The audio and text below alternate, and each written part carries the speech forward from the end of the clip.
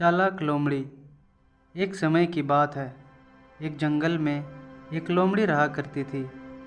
वह अपना जीवन बहुत ही सरलता से व्यतीत कर रही थी।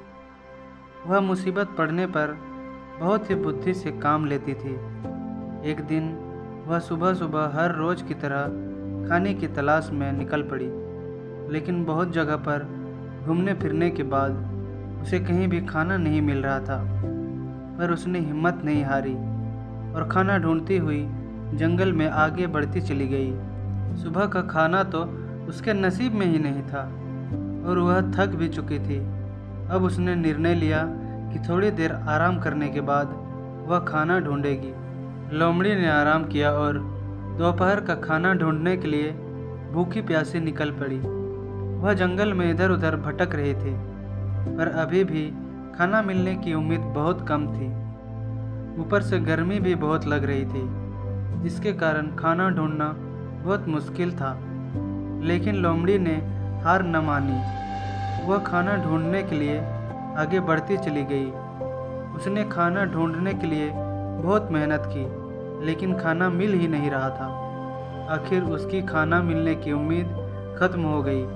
अब वो बहुत थक चुकी थी। थकान और भूख के मारे उसकी हालत खराब हो रही थी। अब वो अपने लिए कुछ नहीं कर पा रही थी और छाया में पेड़ के सहारे बैठ गई।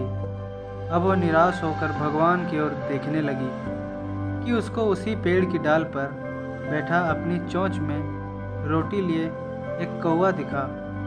उसको खाना मिलने की उम्मीद की किरण नजर आई। उसके दिमाग में एक उपाय आया। उसने कौवे की प्रशंसा करनी शुरू कर दी। अरे कौवे भाई, मैंने तुम्हारी प्रशंसा सुनी है। कहा जाता है कि तुम बहुत ही मधुर आवाज़ में गाते हो। तुम्हारी सुरीली आवाज़ पूरे जंगल में मशहूर है। मैं तुम्हें ढूंढते हुए यहाँ तक आई हूँ।